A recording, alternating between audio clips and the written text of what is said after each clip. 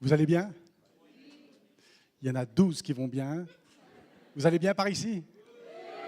Lui, il a fait la nuit du gospel. Là. Ouais, c'était super, c'est couché à 2 heures. Waouh! Il y en a qui sont là pour la toute première fois à GTUP. La toute première fois. C'est super. Ça, on s'est fait du bien hier. On va se faire du bien, même encore mieux qu'hier. Parce que l'avenir est mieux que le passé, toujours. Amen. Quand le frère il dit, nous avons la joie d'accueillir Timothée du Cambodge, il y a des gens qui s'attendent à voir un Cambodgien. Il y a quelques années, le pasteur de l'église de Lausanne, en Suisse, le Gospel Center, il a annoncé à son assemblée que dimanche prochain, nous aurons la joie d'avoir le frère Timothée qui nous vient du Cambodge. Et sa femme, qui n'avait pas les détails de qui était Timothée, et elle a regardé le nom, Timothée Patton, elle a dit, un Cambodgien, ça doit sonner Patong. Patong. Alors elle s'attendait à Timothée Patong. Et puis elle a vu un grand blond, un beau grand blond.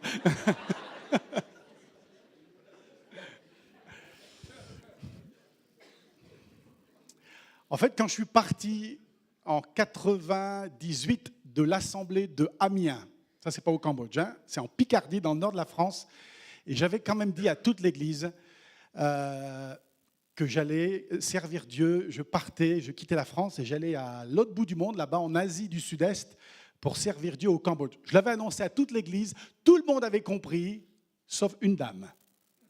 Il y a toujours dans l'eau des gens qui ne suivent pas. Hein. Et pourtant, on leur a dit. Hein. Et c'était le dernier dimanche.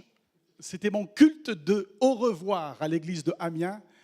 Et puis, j'étais sur le trottoir à la sortie de l'église. J'avais dit au revoir pratiquement à tout le monde. Il y avait quelques larmes. Et je savais que c'était la dernière ligne droite et que je partais là-bas, à l'autre bout du monde, au Cambodge. Tout le monde le savait, sauf une femme. Et j'étais prêt à prendre la voiture. Et cette dame, elle m'appelle, elle me dit, et puis elle me serre très fort, une dame qui aime le Seigneur, mais qui n'est pas bon en géographie. Ça arrive, hein? On peut aimer le Seigneur et être nul en géo. Vaut mieux aimer le Seigneur qu'être bon en géo et pas connaître le Seigneur.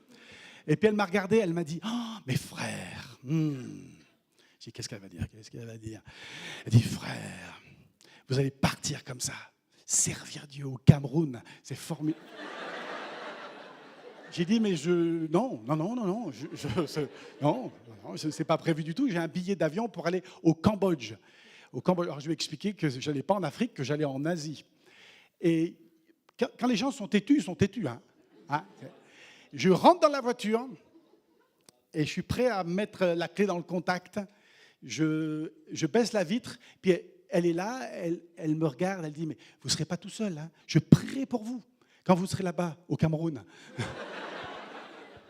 Alors, elle prie pour moi au Cameroun. À mon avis, les prières, elles font ça, et puis après, elles se déplacent. Elles me retrouvent. Parfois, il y a un décalage dans l'exaucement de prière.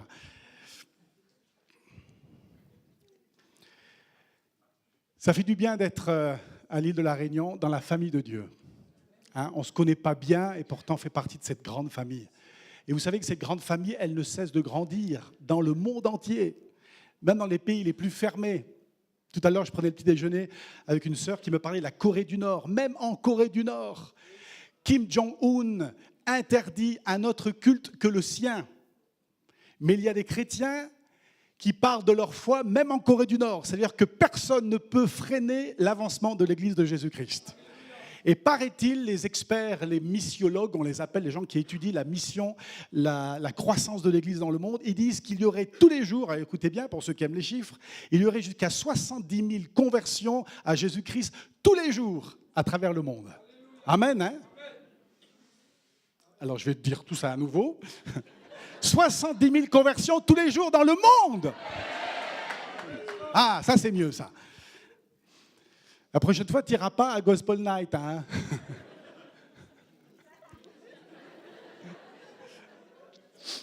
Il y en a combien qui sont sortis du cercueil hier? Hein? Il y en a plusieurs qui se sont levés hier et qui ont dit « Je laisse mon passé derrière moi, j'abandonne mes chaînes, l'esclavage, c'est mon ancienne vie, j'y retourne pas. Et vous êtes sortis du cercueil, j'en ai vu, il y en avait une vingtaine qui ont dit, cette vie-là, on n'en veut plus. Ça veut dire que vous appartenez à un autre maître qui ne va pas vous écraser, celui-là. Il va vous combler, c'est pas pareil. L'autre, il vous écrasait, celui-ci, il va vous combler. Et Jésus est votre nouveau maître. Et j'aimerais dire à quelqu'un ce matin, hier, comme ces esclaves de Jamaïque, en 1838, le 1er août, à minuit, ils étaient libres. Imaginez qu'il y a un esclave, le 5 août, par exemple, qui se dit est-ce que vraiment, ce qu'on a vécu sur la plage l'autre jour, le 31 juillet à minuit, quand on a ouvert ce grand cercueil, un symbole qu'on a abandonné notre vieille vie d'esclave, mais tout ça, c'était de l'imagination. Mais on a rêvé, on a tous rêvé. On a été esclave, on sera esclave jusqu'à la fin de notre vie. Imaginez qu'il y en a un dans l'eau qui retourne à la plage et qui enlève tout le sable, qui déterre ce grand cercueil, qui l'ouvre le cercueil, qui reprenne ses chaînes, qui les mette à ses pieds, qui prenne le fouet et qui se fouette comme un malade sur la plage. Il y a des gens qui sont libres parce que c'est écrit, tout est accompli, ça s'est passé en l'an 33, et puis qui vivent comme des esclaves. Tu es libre. Ne retourne pas à la plage, ouvrir le cercueil et retrouver tes anciennes chaînes. Tu les laisses là où elles sont. Quitte la plage, n'y retourne pas. D'ailleurs, en parlant de quitter la plage, sans transition, j'ai écrit un petit livre pour nous autres qui avons quitté la plage, qui avons laissé notre cercueil enfoui au fond du sable. J'ai écrit un petit livre qui s'appelle justement « Quitter la plage ». Il y en a quelques-uns qui l'ont lu. Ce livre est basé sur l'histoire de Pierre. Vous vous souvenez, qui était sur la plage en train de nettoyer ses filets, découragé. La nuit d'avant, il n'a attrapé aucun poisson. Et puis Jésus, qu'il ne connaît pas encore, monte dans une barque. Et de la barque, il dit à Pierre, « Hé Pierre, viens, prends tes filets. On va aller dans les eaux profondes, jeter nos filets en pleine mer. » Il y a beaucoup de monde sur la plage. Il y a trop de chrétiens sur la plage. Découragés, ils ont leur filet, leurs dons, leurs talents, leurs capacités, leur appel de Dieu, mais ils restent sur la plage et Dieu te dit, il est temps de quitter la plage, de mettre les 2 pieds dans la barque, de prendre tes filets et de les jeter en pleine eau. Parce qu'il y a du poisson. Il y a des gens qui veulent attraper des poissons sur la plage. Oui, des poissons morts, il y en a plein. Des coquillages, des pierres. Dieu t'appelle à prendre tes filets et à jeter tes filets de la barque avec Jésus. Et ce livre a été traduit en plusieurs langues et il existe en français, heureusement. Et j'ai commandé l'autre jour de Viens et Voix en France 160 exemplaires pour nous autres à Get Up. Ils sont quelque part dans une poste, on va les récupérer sous peu, ils sont arrivés il y a quelques jours. Je reçois constamment des emails de chrétiens un peu partout dans le monde qui disent « J'ai lu le livre, j'ai quitté ma plage. » Parfois, ça a été difficile parce que les autres pêcheurs sur la plage, ils ne voulaient pas que je quitte ma plage et suivre Jésus dans les eaux profondes.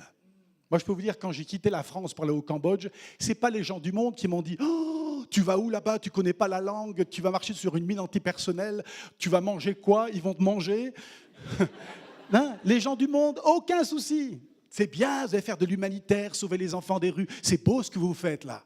Non, c'est les gens de ma famille spirituelle qui m'ont dit « Réfléchis un peu, frère. » Puis ils mettent un accent. Tout d'un coup, ils mettent un accent. J'ai rien compris. Avant il parle à sa femme, il dit « Chérie, tu prépares le pique-nique pour midi. » « Frère Timothée, réfléchis à ce que tu vas faire. » Faire. Je dis, attends, mais il y a 2 bonhommes dans le bonhomme, là. Et il vous parle comme si c'était la sagesse de Dieu. Il y a sagesse et sagesse, je peux vous dire. Et ils n'étaient pas inspirés de Dieu, mais ils voulaient me garder sur la plage. Ne laissez personne vous garder sur la plage. Ça, c'est vos anciennes vies. Dieu veut se servir de vous. Et ces gens m'écrivent, me disent, j'ai quitté la plage et j'ai trouvé ma place dans le service de Dieu. Et parfois, dans certaines églises, si on ne sait pas chanter, si on ne sait pas prêcher, c'est ce qu'on pense, hein, on ne peut rien faire. Et pourtant, la panoplie des dons et des talents est sans fin. C'est Dieu le Créateur. Et si Dieu a mis des dons et des talents, ne les gardez pas sur la plage, prenez vos filets et jetez vos filets. Et le livre sera disponible bientôt, mais puisqu'il est quelque part dans une poste, on a mis un petit stand là sur la gauche. Le livre, il coûte dans les 8 €, mais on va le baisser à 7, à 6, à 5. Ouais, on va s'arrêter quand même. Hein. Tout de suite, gratuit, là, tout de suite. 5 €, ça va, vous mettez un billet dans la boîte, vous mettez votre adresse sur le carnet et ce sera envoyé par le biais de votre pasteur ou par la poste. Vous le recevrez dans quelques jours, d'accord? Et je pense qu'on en aura assez pour tout le monde. Si vous n'avez pas 5 €, c'est pas grave, vous en donnez 10 et c'est pas grave. Non, il n'y a pas de pression. Il n'y a pas de pression. Amen. Et si vous voulez savoir à quoi ressemble le livre avant de l'acheter, parce que ça peut être dangereux de l'acheter, prenez une petite carte, allez sur le site et vous verrez des commentaires de gars, de filles qui ont quitté justement la plage et qui servent Dieu parfois très très loin dans le monde. Donc c'est dangereux de prendre ce livre parce que ce livre qui se lit en 45 minutes pourrait changer les 45 prochaines années de votre vie. Amen. Comment ? Il n'y a que la couverture, en fait. C'est unique comme livre. C'est unique. C'est unique. Mais elle est jolie. Elle vaut 5 € la couverture. Et il a du sang écossais comme moi, lui. Hein. Ah, si c'est gratuit, on prend. Hein. Amen. Voilà ce que je vous propose. On ne l'a pas fait jusqu'à maintenant, mais c'est toujours bien de le faire. On va faire quelque chose d'un peu différent. Alors j'en vois, oh là, c'est pas vrai, non. J'aime pas quand un pasteur dit on va faire quelque chose qu'on n'a pas encore fait parce que pour les timides, en fait moi je suis un timide mais je le cache. Alors si vous êtes timide comme moi, ça peut gêner. On va se mettre en petit groupe de 3, ok ? De 3. Et puis vous allez dire simplement, moi j'aimerais que tu pries ou que vous, les 2 autres, priez pour moi pour, il y a peut-être quelqu'un qui est malade dans votre famille. Alors c'est sympa ici mais il y a peut-être un gros souci qui pèse sur ton cœur. Ça serait dommage de le garder pour toi, c'est lourd, hein ? On est là pour porter les fardeaux les uns et les autres. Alors ce qu'on va faire, ça va prendre 3 minutes, des groupes de 3. Chacun dit, voilà, tu pries pour moi pour ça, ou je bénis Dieu pour ça. Ça vous va ? 3 minutes et ensuite on ouvre la parole de Dieu ensemble. On y va. Des petits groupes de 3. Vous vous présentez, vous ne racontez pas votre vie. Ce qui compte, c'est de prier.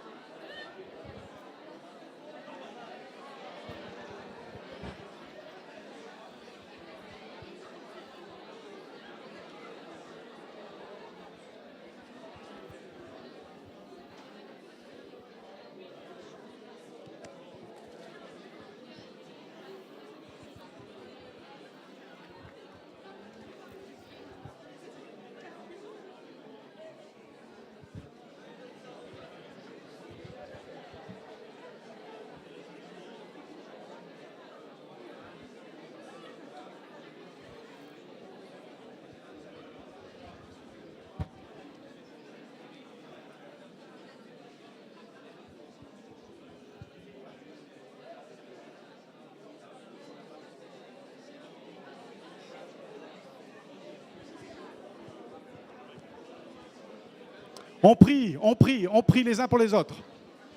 Merci Jésus. Merci Jésus. Merci, il n'y a pas de fardeau trop lourd pour toi, Seigneur. Il n'y a pas de fardeau trop lourd pour toi, Jésus.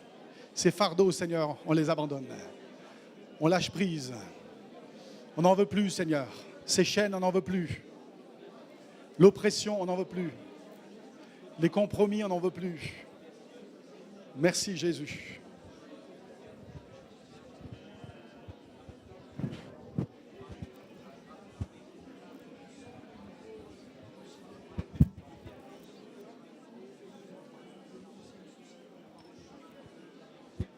Une minute encore. On prie par la foi.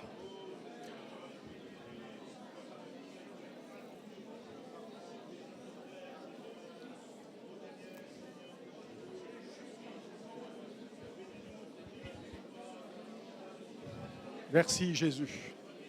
Les chaînes, elles tombent. On ne les reprend pas, Seigneur.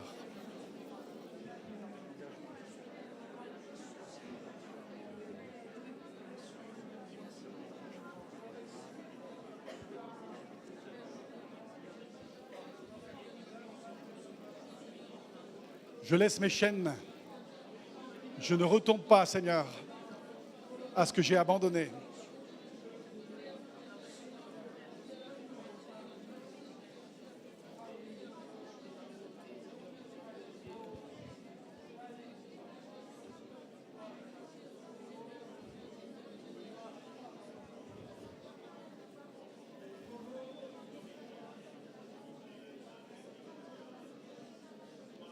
« 30 secondes, on y va, les dernières 30 secondes. Merci Jésus. Tu débloques tout, Seigneur. Ce souci, Seigneur, tu t'en charges. Tes épaules sont plus larges que les nôtres. Tu as dit, venez à moi, vous tous qui êtes fatigués, chargés. Tu nous as donné une promesse, le repos, Seigneur. Pas l'oppression, pas la peur, pas les angoisses. Le repos, Seigneur. Le repos, Jésus. La paix dans l'esprit, la paix dans mon cœur, la paix dans mon foyer. Merci Jésus.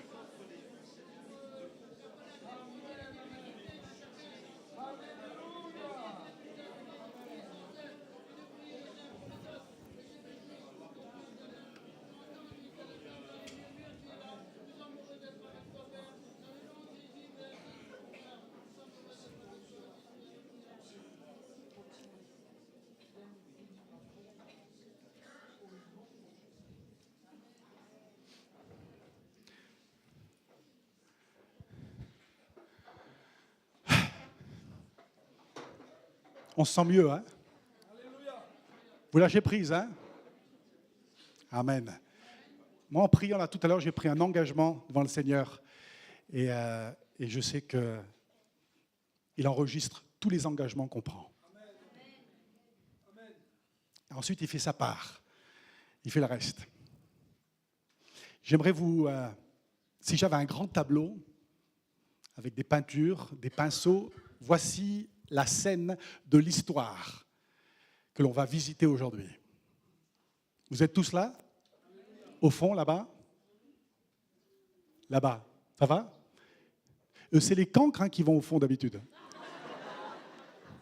C'est les cancres qui vont faire du ravage dans le royaume de Dieu. Amen. Ce sont les violents qui s'emparent du royaume de Dieu. Voici la scène. D'un côté, vous avez l'armée des Médianites. De l'autre côté, vous avez le peuple d'Israël. Les Médianites font constamment la guerre au peuple d'Israël. Constamment. Il y a des gens, ils sont obnubilés par conquérir, prendre ce qui ne leur appartient pas. Et les Médianites, ils sont très malins.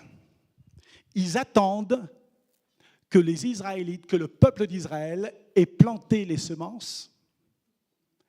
Et quand la récolte est prête, quand la moisson est toute proche, les Médianites arrivent par milliers. La Bible dit qu'ils arrivent à dos de chameau.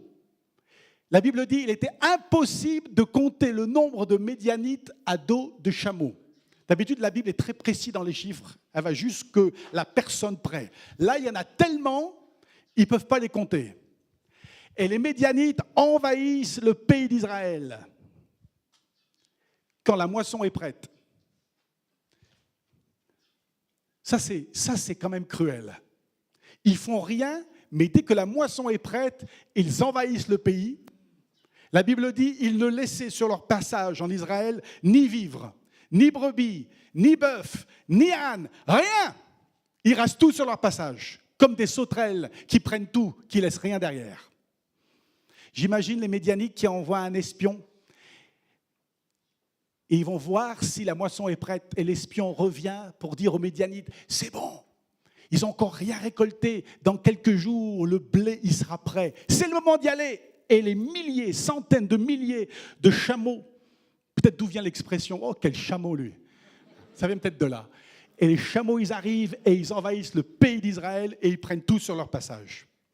Et face à cette invasion de barbares, La Bible dit que les Israélites fuyaient dans les ravins des montagnes, tellement ils avaient la trouille, dans les grottes et sur les rochers fortifiés.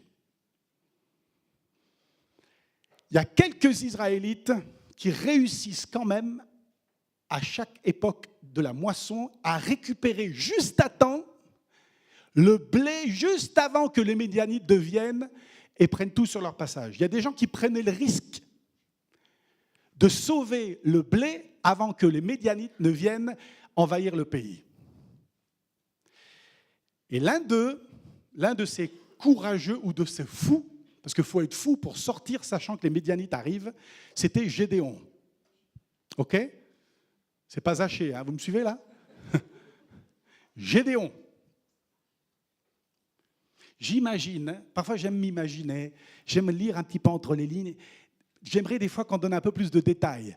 Et j'imagine Gédéon avec sa femme, ses enfants, la moisson approche, les champs de blé sont prêts pour la moisson, et ils savent qu'ils sont en zone de danger, parce que d'un moment à l'autre, les Médianites vont arriver.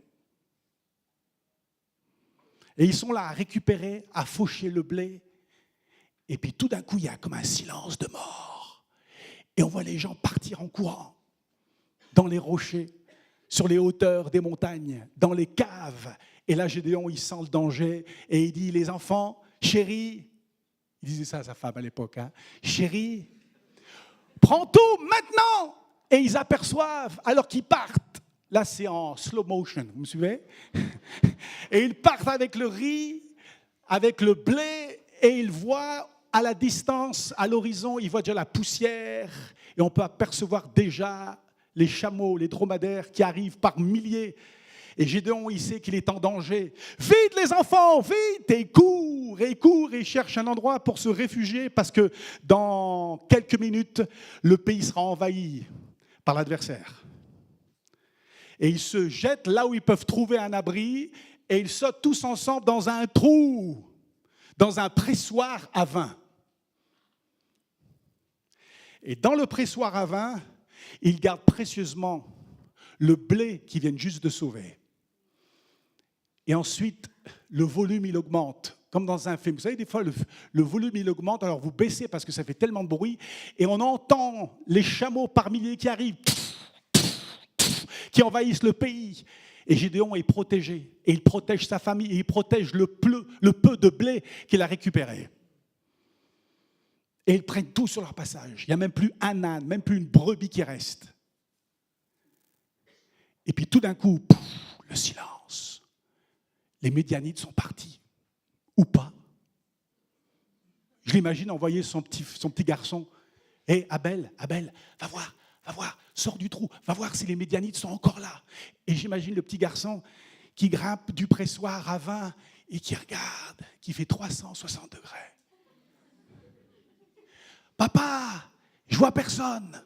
T'es sûr?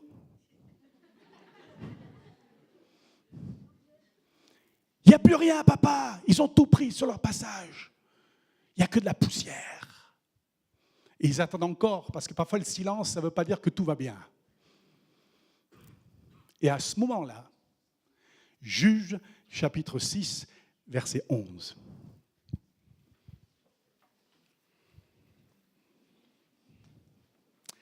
Juges, le chapitre 6 et le verset 11.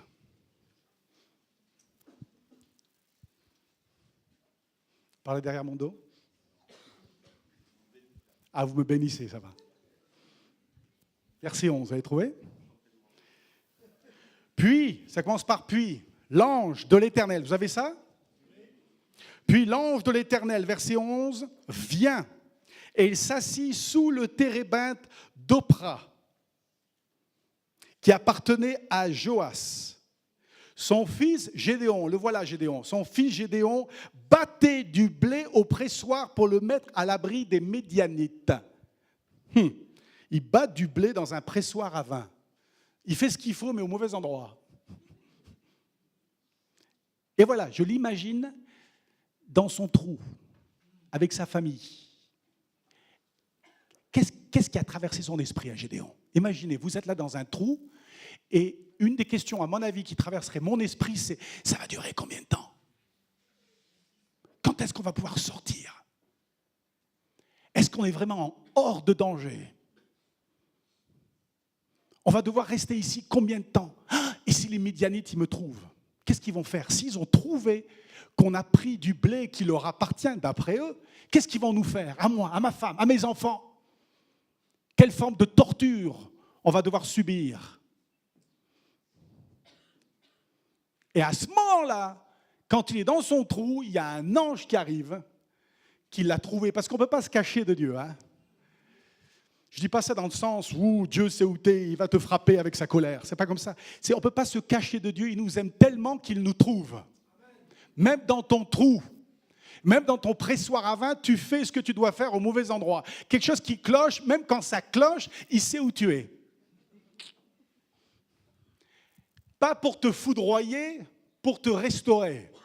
On a un évangile qui n'est vraiment pas un évangile de bonnes nouvelles, c'est un évangile de tristes nouvelles. Il va te trouver dans ton trou. L'éclair va frapper ton trou. Mais c'est quoi ça? Ça, ce n'est pas le Dieu qui m'aime, qui me cherche. L'Éternel a trouvé Gédéon dans son trou.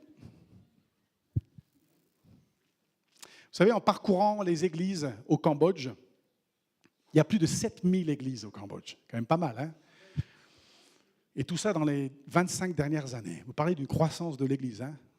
Après la guerre, après le génocide en 1979, il n'y avait plus d'Église. Tout a été détruit. Il ne restait que 3 pasteurs en vie en 1979 quand les Vietnamiens sont arrivés pour libérer le Cambodge du régime des Khmers rouges. Il n'y avait plus rien. Tout avait disparu. Et en voyageant dans les églises au Cambodge qui renaissent de leurs cendres, et en voyageant dans différentes régions du monde, je trouve beaucoup de monde caché dans des trous. Et à mon avis, à La Réunion, il n'y a pas d'exception. Vous êtes là, à ciel ouvert, à Get Up, mais peut-être que là, vous êtes dans un pressoir à vin. Pressoir, sous pression, dépression, oppression. Et vous êtes dans un pressoir à vin et vous vous dites, ça va durer encore combien de temps? Alors on chante, garde-moi, oh Dieu, c'est pas tout à fait la bonne musique, mais super, on chante la musique, c'est moi qui lui ai appris à jouer de la batterie, hein. Et on frappe, tout va bien, mais à l'intérieur, on est dans un pressoir à vin. Et Dieu te voit même dans ton trou. Les Midianites ne te trouvent pas, mais Dieu sait où tu es, et son amour te trouve. Pas son jugement te trouve, son amour te trouve. Et en parcourant les églises ici et là, je rencontre tellement de gens, des gens formidables, qui, pour différentes raisons, ont fini dans un trou. Ils sont bloqués dans leur passé. Oui, mais comment peux-tu me dire, Timothée, que je peux servir Dieu alors qu'il y a 10 ans, j'ai raté le coche? Et tout le monde le sait, et tout le monde en parle. Il y a quelques semaines, 3 semaines, j'étais en Ardèche, dans le sud de la France, dans la ville de Montélimar. Et il y a une dame formidable qui aime Jésus de tout son cœur. Une dame âgée. Et en parlant avec elle, je me suis rendu compte qu'elle ne fréquentait plus d'église. Alors elle écoute l'église sur Internet. Ce n'est pas l'idéal, hein, au niveau communion fraternelle, 0. Et elle dit, mais je ne peux pas. Je dis, mais vous savez, Jacqueline, il y a tellement d'églises, tellement d'églises. En Ardèche, c'est une région encore où il y a beaucoup d'assemblées de différentes couleurs. Si vous n'avez pas un style, il y en a d'autres. Si vous n'avez pas le pasteur, il y a d'autres pasteurs. On est bénis dans cette région du sud de la France. Elle me dit, je ne peux plus mettre les pieds dans une église. Et puis elle m'a regardé, puis les larmes commençaient à couler de ses yeux au petit déjeuner, il y a 3 semaines. Et elle me dit, parce que quand j'avais 17 ans, et elle m'a raconté comment elle est tombée dans un trou dans son cœur, dans son esprit. Elle a 74 ans, elle est encore dans le trou. Elle dit, je ne pourrai plus jamais mettre les pieds dans l'église. Parce que l'église s'en souvient. Il y a des gens qui vont me le rappeler, il y a des gens qui ont des mémoires. Des mémoires. Moi, je couperai le courant de la mémoire. Des gens qui vont vous rappeler, mais je sais ce qui s'est passé. Vous vous rendez compte? Elle avait 17 ans. Elle en a 74 et il y a des gens, je ne sais pas comment, ils ont un ministère, ils ont inventé un nouveau ministère dans l'Église, de vous rappeler ce que vous avez fait il y a très longtemps. Alors ils restent dans leur trou. Il y a des gens qui ont raté le coche, alors ils sont dans leur trou. Et on veut les garder, alors on met même un couvercle sur le trou. Et de temps en temps, on ouvre le couvercle. On sait ce qui s'est passé la nuit du 17 mai 2004. 4.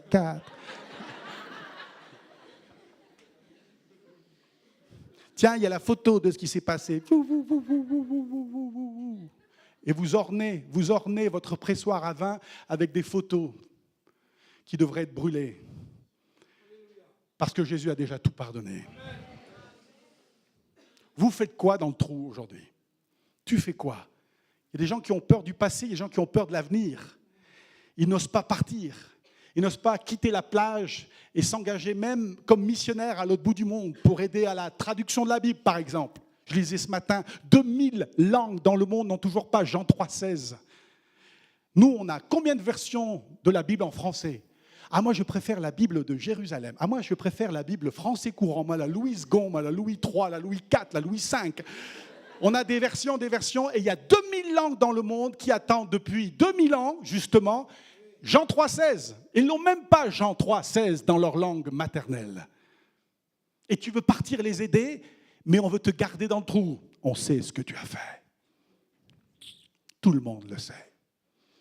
Et quand tu pries au culte, hein, pas étonnant que personne dit Amen à la fin de ta prière. Personne dit Amen, mais au ciel, tous les anges disent Amen.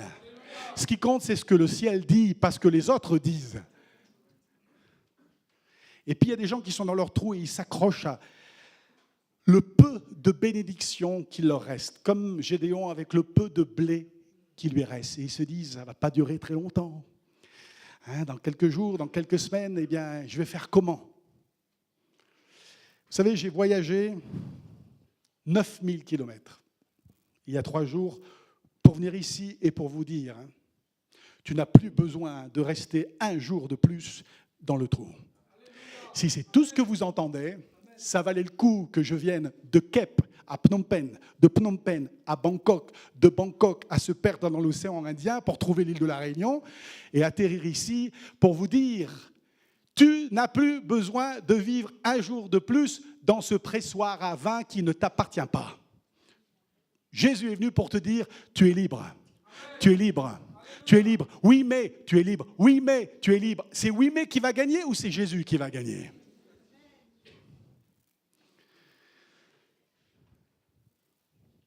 Et le verset 12. L'ange de l'Éternel lui apparut et lui dit, quel message, hein? Moi, quand je vois ça, je dis, tiens, connaissant certains pasteurs, je ne vous dis pas les noms, je les mettrai sur l'écran tout à l'heure. Il y a certains pasteurs qui diraient, et l'ange de l'Éternel lui apparaît et lui dit, on sait ce que tu as fait, tu es loin d'être un héros. 0, 0, 0, 0. Il n'y a pas de zéro dans le royaume de Dieu, il n'y a que des héros. Et voici ce que l'ange dit, l'Éternel est avec toi, vaillant héros. Il a dû dire, il y a quelqu'un d'autre dans le trou, parce que moi vaillant héros, je ne sais pas, hein, j'ai peur, j'ai fui l'ennemi, je n'ai même pas fait confiance à l'Éternel pour faire face à l'ennemi, loin comme David qui a fait face à Goliath. J'ai peur, et voilà que l'ange me dit, vaillant héros.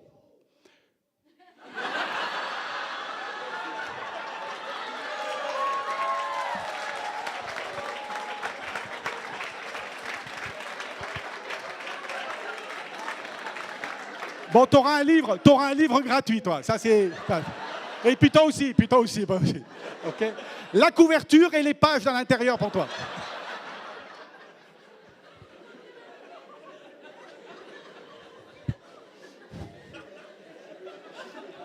Non, mais vous avez vu ça? Vaillant héros. Répète, vaillant héros. Encore, il aurait dit, t'es un héros. C'est déjà pas mal, hein?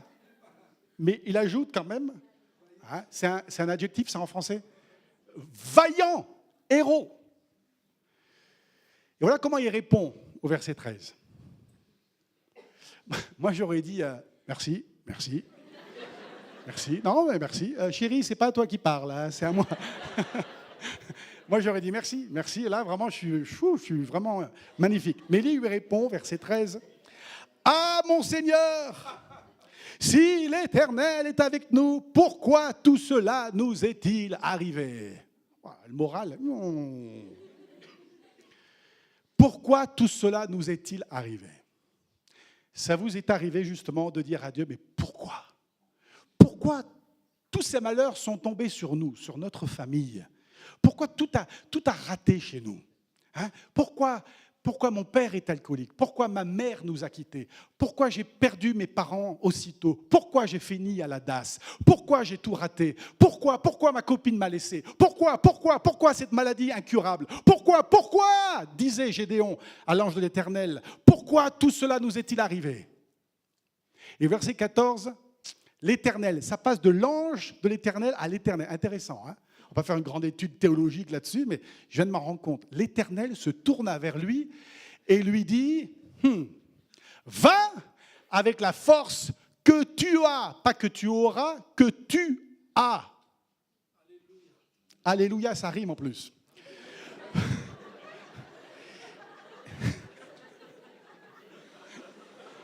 Ce gloire à Dieu, ça rimait pas en fait. Hein.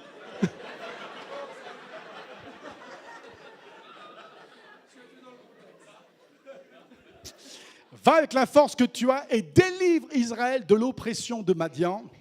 N'est-ce pas moi? Vous vous rendez compte, c'est Dieu qui vous parle. N'est-ce pas moi qui t'envoie? Waouh! Va avec la force que tu as. Lui dit, pourquoi? Et Dieu dit, va! Attends. Pourquoi? Qu'on puisse régler le pourquoi. Mes parents ont divorcé. Pourquoi ça s'est mal passé quand j'avais 15 ans? Pourquoi Dieu, il aurait pu dire, écoute, bon, tu veux savoir pourquoi? Je comprends, c'est légitime, c'est pas facile ce que tu as vécu, tu as eu un parcours difficile. Bon, tu t'assois, je vais t'expliquer. Donc, en 1982, au mois de juillet,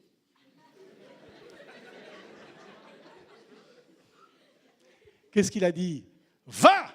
Attends, mais moi, il faut que tu m'expliques. Pourquoi? Va! Pourquoi? Va! Pourquoi? Va! Et on joue au ping-pong, mais à la fin, c'est Jésus qui gagne. Hein? Amen. Va avec la force que tu as. N'est-ce pas moi qui t'envoie? C'était au printemps 1999. Et oui, ça remonte, c'était le siècle dernier. Je me préparais à quitter la France. J'avais jamais mis les pieds au Cambodge, mais je savais tout sur le Cambodge, avec tout ce que j'avais lu sur ce pays, sur ce peuple, sur les enfants des rues. À Phnom Penh, il y en avait 20 000 quand même, et j'étais prêt à partir. Et c'était les dernières semaines. J'étais en France, je faisais quelques visites d'église, pas pour lever des fonds, simplement pour encourager des gens et leur dire qu'eux aussi peuvent servir Dieu et s'engager dans le service de Dieu. Et je visitais des églises du côté de Mulhouse, Mulhouse, comme ils disent de l'autre côté de la frontière. Et je suis arrivé dans une église, je crois que c'était la toute dernière église que j'ai visitée, justement avant de partir à l'autre bout du monde. Et cette église, c'est une église cambodgienne. Quand même pas mal, hein? Comme un petit clin d'œil de Dieu. Une église cambodgienne en Alsace, avant mon départ justement au Cambodge. J'ai jamais oublié. J'arrive dans cette petite église, le pasteur Pat Kun, un homme de Dieu remarquable qui a échappé au Khmer Rouge, qui a traversé la frontière thaïlandaise en 1978. Son livre « Rescapé malgré moi » est un livre qu'il faut absolument lire, de Pat Kun. Et c'est lui qui m'a reçu dans son assemblée pour prêcher et pour dire aux frères et sœurs cambodgiens que j'allais dans leur pays que je ne connaissais toujours pas. Et j'arrive, et ils m'ont reçu comme un héros, de savoir qu'il y avait un gars comme moi qui ne ressemble pas du tout à Patong, mais qui a vraiment un Patong, qui s'en allait dans leur pays d'origine. Ils étaient tellement touchés. J'arrive dans cette église, et on a eu, avant le culte, on a eu une agape, un repas, dans la salle, dans la cour derrière la salle. Et je n'ai jamais vu autant de Cambodgiens d'un coup. On n'était que 50, mais pour moi, c'était le max. Hein. Je n'avais jamais vu autant et je me disais, wow, dans quelques semaines, je serai avec des gens comme eux. Une autre culture, une autre langue, une autre nourriture, baguette et camembert, c'est terminé. Ce sera riz le matin, riz le midi. Tiens, pourquoi pas encore du riz le soir? Puis si tu as faim à 3 heures du matin, il y a encore du riz. J'ai dit, waouh, ça va être quelque chose. Petite parenthèse, il ne faudra pas leur dire. Hein. Mais ils m'ont offert une spécialité du Cambodge. C'était Pour moi, c'était du pain qui n'était pas cuit. Il y avait du porc, mais qui n'était pas cuit. Rien n'était cuit là-dedans. et, et- et ils me l'ont offert. Je dis, waouh, la spécialité. Et ils m'ont dit, vous savez, frère, quand vous serez à Phnom Penh, là, dans quelques jours, eh ben, vous verrez sur le long de la route, le long du Mékong, là-bas, ils vendent ça. Vous allez pouvoir en manger autant que vous voulez. Je dis, ah bon, bon.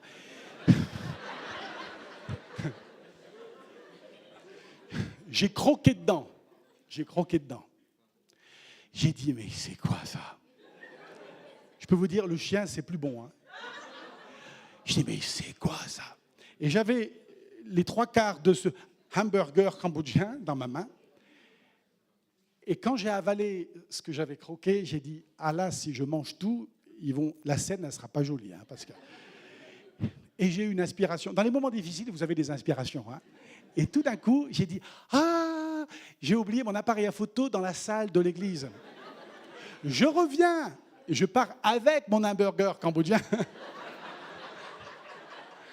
Et hop, il est parti très vite. Et il dit, très vite, très vite. Je suis revenu sans le hamburger, mais avec l'appareil à photo. Ils n'ont rien vu. Jusqu'à ce jour, hein, ça reste entre nous. On coupe au montage. Ils n'ont rien vu.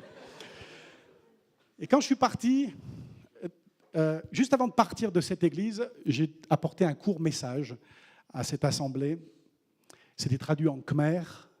Alors, j'écoutais le khmer pour la première fois. C'était magnifique. Je dis, waouh, dans quelques semaines. Mais dans mon cœur, les gens ne voyaient pas. Je tremblais comme une feuille. Parce que je me disais, waouh, là, j'ai vraiment coupé tous mes ponts. J'ai dit au revoir à l'église de Amiens. J'ai dit au revoir à tous mes amis. Et puis, dans très peu de temps, je serai à l'aéroport de Charles de Gaulle. Et puis, je vais décoller pour Phnom Penh. Et je tremblais à l'intérieur, mais je souriais à l'extérieur, devant mes frères et sœurs cambodgiens. Et à ce moment-là, mes yeux se sont tournés sur le mur de l'église qui était juste là, derrière moi. Et là, sur le mur, c'est comme si Dieu m'a rappelé une promesse extraordinaire. Sur le mur, comme un poster un peu vieillot, ça ressemblait plutôt à un parchemin, écrit avec de l'encre noire, ce verset que l'Éternel a dit justement à Gédéon, « Va, avec la force que tu as, n'est-ce pas moi qui t'envoie ?» Et je peux vous dire, c'est comme si ça a scellé mon appel, justement dans une église cambodgienne d'ailleurs. Et quand je suis arrivé à Phnom Penh, et d'une, je n'ai plus jamais touché à la nourriture qu'on m'avait offert jusqu'à aujourd'hui, mais j'étais tellement heureux, et je suis arrivé avec cette promesse, « Va avec la force que tu as, n'est-ce pas moi qui t'envoie ?» Et je me souviens d'avoir écrit une lettre, parce qu'il n'y avait pas d'email à l'époque. Hein. Vous savez, il y a un jour, dans l'histoire du monde, il n'y avait pas d'email. Hein, okay. Et j'ai envoyé un courrier, ça a pris 15 jours pour arriver en France, et j'ai dit, cher Pat Kuhn, le pasteur de cette église, j'ai dit merci à l'église d'avoir prié pour moi, qu'il continue de prier pour moi, et tout doucement, je trouve mes marques, je vais apprendre la langue khmer, ça va être extraordinaire. Et tu sais, Pat, le verset qui était accroché sur l'église, derrière l'estrade, combien ce verset m'a encouragé, et je veux te remercier pour ton soutien, pour tes prières. Et j'ai signé. Et quelques mois plus tard, c'était déjà l'an 2000, j'ai la visite de 2 frères cambodgiens de cette assemblée là-bas à Mulhouse, qui étaient présents quand j'ai donné mon message dans leur église. Ils viennent visiter des amis, des membres de leur famille, et ils font un petit détour chez moi, dans mon appartement, en plein cœur de Phnom Penh. Je vivais tout seul. Je me rappelle, il pleuvait des cordes, et quand il pleut au Cambodge, il pleut. Et ils sont venus frapper à la porte de mon appartement, ces 2 frères, pour m'apporter les salutations de l'église cambodgienne à Mulhouse, là-bas, à 11 000 kilomètres. Et puis, un des frères s'est déboutonné, et puis il a sorti le parchemin. Il a dit, on sait que ce verset t'a fait beaucoup de bien, et on te l'a ramené. Et moi, je voulais ramener ce matin. Et ce verset, ce parchemin, il est sur mon mur dans ma maison, là. Je l'ai décroché l'autre jour avant de faire mes valises. Et c'est ce verset qui m'a donné la force d'aller jusqu'au Cambodge. Et c'est ce verset qui me maintient au Cambodge. Va avec la force que tu as. N'est-ce pas moi, dit l'Éternel, qui t'envoie. Amen. Il ne sera même pas vendu aux enchères parce qu'il est vraiment précieux, ce verset. Et regardez le verset 15. Après tout ça, on aurait pu penser que Gédéon, il est boosté. Eh bien non. Ah, mon Seigneur, verset 15. Avec quoi délivrerai-je Israël? Mon clan est le plus faible de Manassé et je suis le plus petit dans la famille de mon père. Waouh! Moi, je serais là dans le pressoir à vin, je dirais, écoute Gédéon, si tu n'es pas boosté avec ça, c'est l'Éternel. Allô, c'est l'Éternel qui t'a parlé. Va avec la force que tu as. Et comment tu réponds, toi? Mon clan est le plus faible. Et tu ajoutes, je suis le plus petit. Quand Dieu vous parle, vous répondez comment? Ah, je suis moins que rien dans ma famille. Je n'ai pas une éducation comme mon frère qui a réussi, solfège, bac plus 30 ou un peu moins. Moi, je suis le plus faible. Ah, moi, je souffre d'un handicap qui me fait souffrir depuis tant d'années. Moi, il y a 10 ans, j'ai pris un mauvais tournant, ça ne va pas. Moi. Alors que Dieu nous parle, vous allez écouter qui? Il y a des gens qui ont besoin de sortir le vieux disque et mettre le nouveau disque. Le vieux disque, c'est fini, c'est rayé. Je suis le plus faible.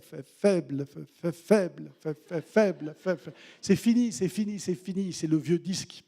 Maintenant, il est temps de mettre les paroles de Dieu, les promesses de Dieu pour toi. Pas pour le voisin, pour toi. Pour toi.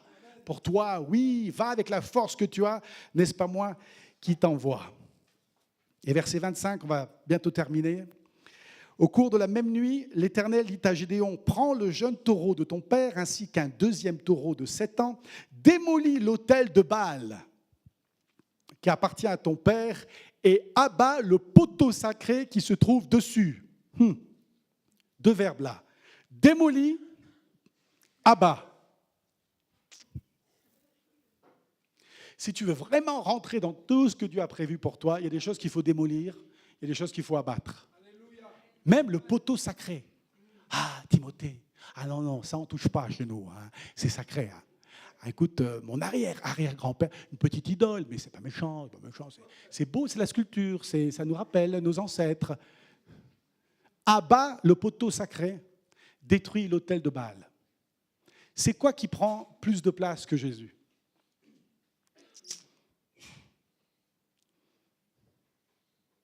Et quand on détruit ce qui nous retient sur la plage, quand on le fait, même si c'est sacré, ça a toujours été dans notre famille. On lit l'horoscope en début d'année, c'est notre tradition, tu sais, Timothée, abat le poteau sacré. Et le verset 28. Lorsque les habitants de la ville se levèrent de bon matin, là on pourrait penser victoire, alléluia, louange, non, ça s'est corsé. 28, lorsque les habitants de la ville se levèrent de bon matin, ils constatèrent que l'autel de Baal avait été démoli. Le poteau sacré dessus abattu et le deuxième taureau offert en holocauste sur le nouvel autel qui avait été construit. Ils se dirent l'un à l'autre, « Alléluia !» Non, loin de là. Qui a fait cela? Et ils s'informèrent et firent des recherches. On leur dit, c'est Gédéon, fils de Joas, qui a fait cela. Alors les habitants de la ville dirent à Joas, fais sortir ton fils de chez toi et qu'il meure. Wow, on se calme là. Et qu'il meure, car il a démoli l'autel de Baal et abattu le poteau sacré qui se trouve dessus. L'opposition est venue de l'intérieur. Là, ce n'est pas les Médianites qui s'en sont pris à Gédéon. Ce sont les Israélites eux-mêmes qui voulaient voir Gédéon mourir. Vous vous rendez compte?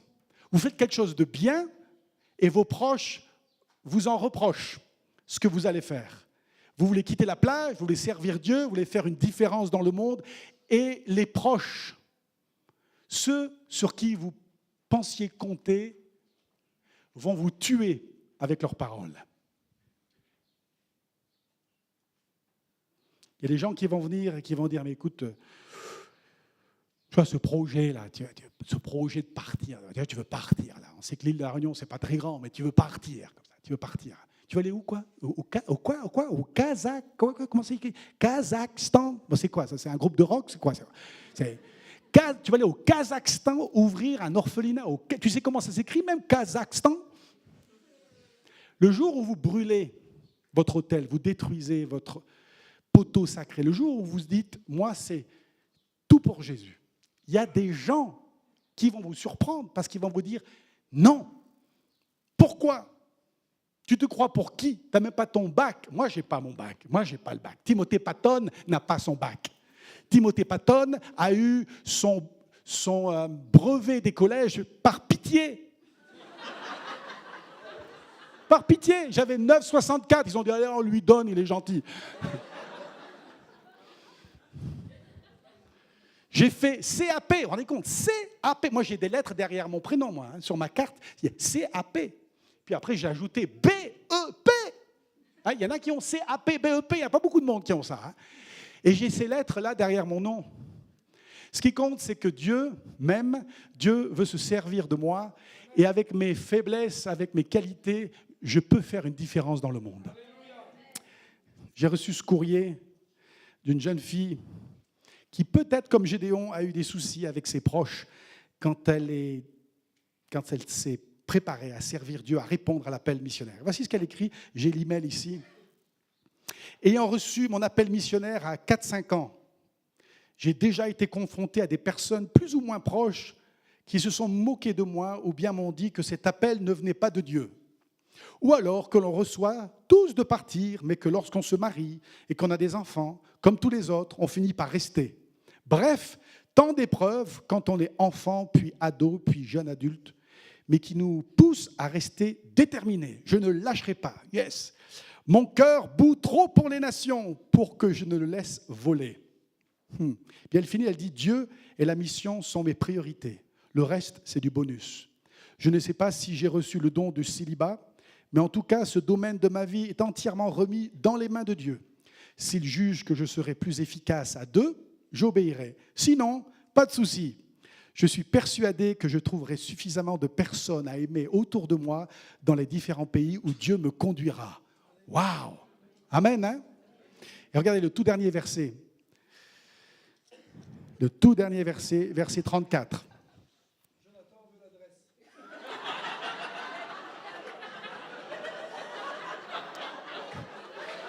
Non, je vais te la donner, mais je vais te la donner. Ginette, née en 1906.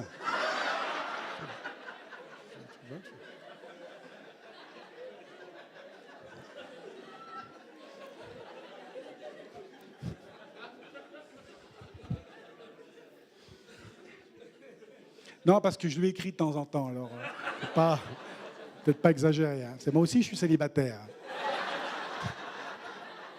Pas grabataire, hein, célibataire. 34, vous avez trouvé? Levez la main si vous avez trouvé le verset 34. Parce que ça, c'est le verset, c'est la bombe, ça. Voilà, il y en a 12, 15, 20 qui l'ont trouvé. Verset 34, toujours du chapitre 6. Voici ce que je lis. Gédéon fut revêtu de l'Esprit de l'Éternel.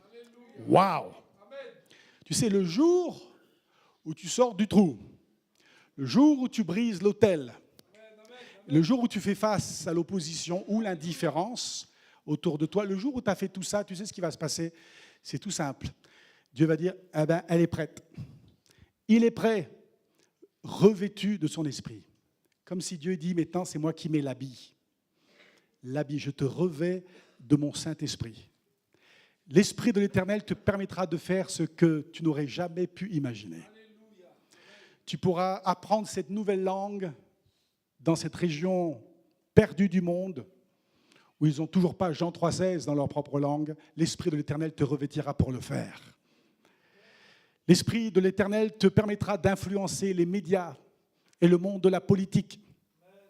C'est un domaine où on ne veut pas mettre les pieds. Alors on critique les médias, on critique nos dirigeants, mais on n'est pas le sel et la lumière dans ces milieux-là, dans ces sphères d'influence. Et peut-être que c'est là que Dieu t'a appelé à servir. Vas-y, l'Esprit de l'Éternel te revêtira.